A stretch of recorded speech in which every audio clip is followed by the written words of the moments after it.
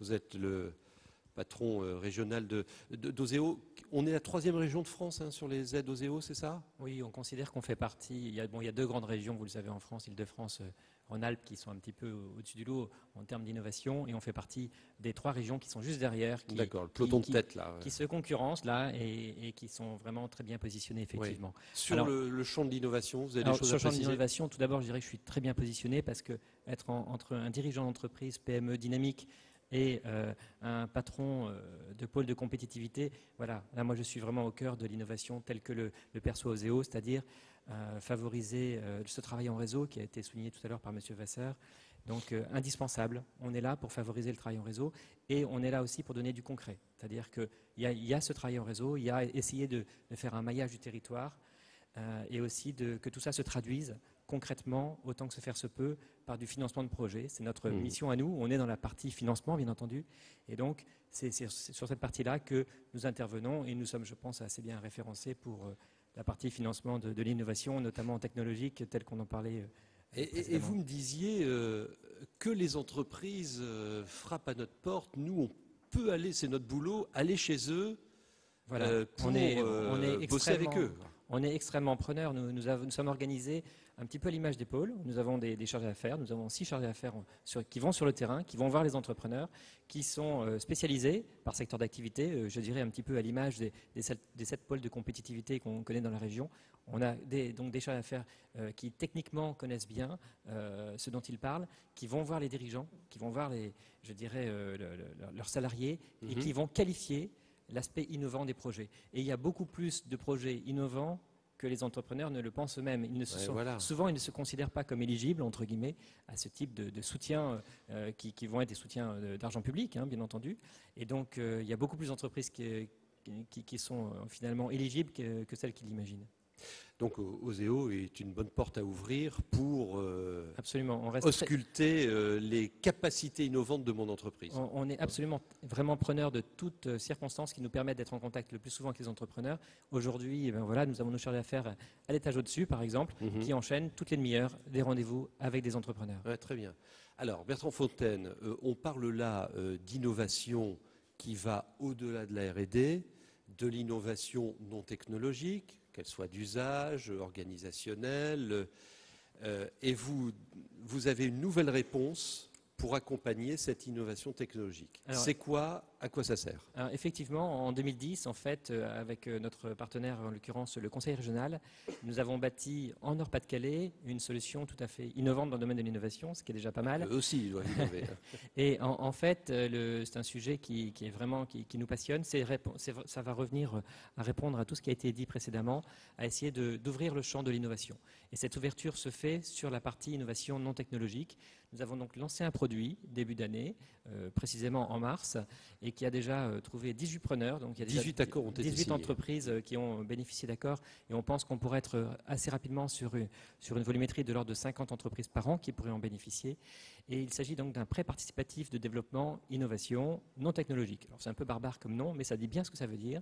On va financer par un prêt participatif entre 75 000 € pour les entreprises en création, jusqu'à 150 000 € pour les entreprises en développement, une innovation non technologique. Alors, je me retrouve parfaitement... Voilà une retombée territoriale unique en France, je crois. Alors, unique en France, c'est une première. On est déjà regardé par nos collègues, bien sûr, en France, dans d'autres régions, nous regardent de près en se disant « mais c'est bien, là, ce qu'ils sont en train de faire, les Lillois, là, qu'est-ce qui se passe dans le Nord-Pas-de-Calais ?» Et il y a au moins 2-3 régions qui vont copier ce produit dès l'an prochain. Et je dirais, tant mieux, on veut avoir une force d'entraînement. Mais prenons de l'avance. On se rend compte que ça rencontre vraiment une très belle cible d'entreprise. Alors, concrètement, des exemples? Concrètement, ça nous permet de couvrir ce qui a vraiment été bien décrit dans la présentation tout à l'heure de Madame, à savoir de l'innovation d'usage. Donc, c'est des mots qui n'avaient pas tellement lieu chez nous, chez Oseo Innovation, qui est plus réputée sur la partie financement d'innovation technologique. Et là, on finance des innovations d'usage, on finance aussi des innovations de process, ça a été aussi cité tout à l'heure. Donc, voilà, parfois ça a des connotations un petit peu techniques, mais par exemple, on retrouve beaucoup de secteurs d'activité pour l'instant dans les 18 entreprises qui ont bénéficié. Il y a le secteur des TIC qui est très représenté. Alors moi, spontanément, je me suis dit, tiens, par définition, c'est techno, mais en fait, c'est pas toujours techno. C'est souvent usage, le secteur des TIC. Et on retrouve aussi un petit peu l'agroalimentaire qui, finalement, arrive à inventer des nouvelles, des nouvelles façons de vendre, des nouvelles façons de gagner en concurrence et qui trouve, avec ce type de produit, un soutien. Alors, on espère aller, bien sûr, plus loin, je voulais dire, en termes de volumétrie. On a beaucoup d'ambition sur ce produit, mais clairement, ça marche bien. Alors, concrètement, ce sont des crédits de 7 ans, qui sont des crédits avec des taux bonifiés, donc on met vraiment les moyens. Il y a 2 ans de franchise, donc ça permet à l'entreprise d'avoir, je dirais, un peu d'oxygène pendant 2 ans, de ne pas rembourser de capital pendant 2 ans. Et systématiquement, on s'inscrit, parce que je sens que vous allez me poser la question, mais comment ça s'inscrit par rapport au territoire ? Non, je ne vous pose pas la question. Je vous vois venir. Et ça s'inscrit systématiquement dans un système de partenariat qui, en fait, tout projet nécessite une labellisation par un acteur de référence de la région, une structure régionale, par exemple un pôle, bien entendu, mais aussi par exemple par rapport à un incubateur. Alors, mode d'emploi. Je suis patron d'une PME, je suis dans la salle, je vois qu'il y en a qui prennent des notes, ils vont à mon avis venir vous voir. Je fais comment ? J'ai une idée, une intuition. Alors concrètement, que ce soit une innovation, qu'elle soit technologique ou non technologique, la porte de contact, ce sont nos chargés d'affaires. On a 6 chargés d'affaires.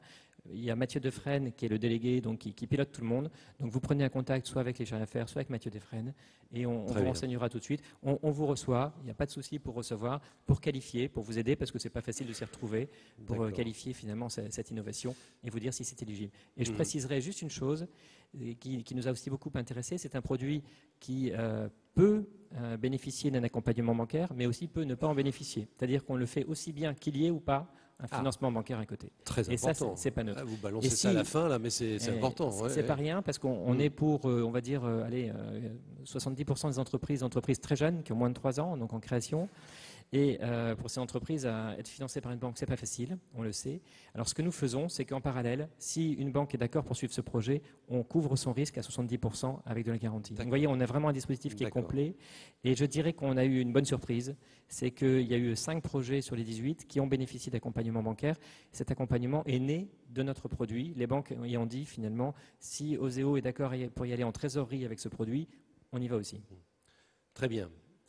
En marge, et toujours sur la dynamique territoriale, vous avez entendu Philippe Vasseur annoncer la création de CCI Innovation Nord-de-France, et présente sur les territoires au travers des 4 chambres. Est-ce qu'on peut monter en gamme dans la coopération, la coordination organisme consulaire, Oseo? Oui, je pense que M. Vasseur sera d'accord avec moi. On a encore un peu de chemin à faire en la matière. On est tout à fait persuadé qu'il y a beaucoup de champs à faire, ne serait-ce que pour porter à la connaissance des entreprises, avec un réseau CCI qui est très, très, très dense sur le territoire, un maillage qui est, vous le savez, beaucoup plus important que celui d'Oseo.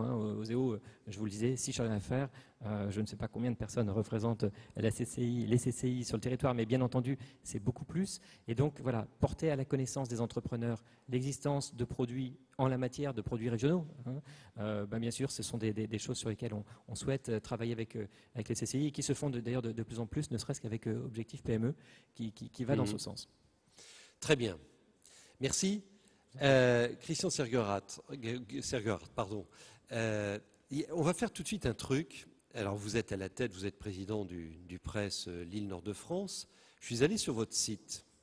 Juste pour vous faire la démonstration que il y a des endroits où très rapidement, et c'est le cas du site du Presse qui est en construction, des endroits où très rapidement vous pouvez trouver des bonnes idées sur lesquelles vous appuyez. On est là sur le site Université Lille Nord-de-France, vous avez des onglets sur la gauche et vous avez un onglet Recherche et Innovation.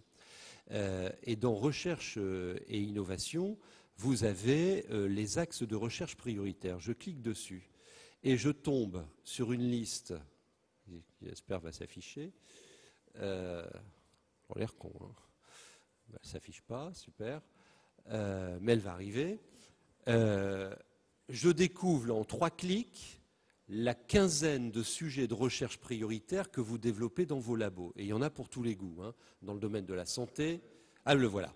Dans le domaine de la santé, dans le domaine de l'agroalimentaire, dans le domaine des matériaux, dans le domaine énergétique. Et je me dis, n'importe quel chef d'entreprise devrait aller voir ce truc-là et peut trouver chaussure à son pied pour développer un axe de recherche. Parce que c'est ça le problème, c'est les difficultés qu'on a à accéder à la valorisation, à la recherche. Quelles sont vos réponses, vous ? Il est certain qu'il y a un manque de dialogue, que ce dialogue commence seulement par le web, mais que nous devons absolument accroître ces interfaces entre le monde de l'entreprise et le monde de l'enseignement supérieur, tenant compte d'ailleurs qu'un enseignant-chercheur lambda maintenant n'a plus du tout le même comportement qu'il y a quelques années, c'est-à-dire qu'il se sent pleinement acteur du développement économique et que dans sa recherche au quotidien, il pense création d'entreprise. C'est une démarche qui est tout à fait nouvelle.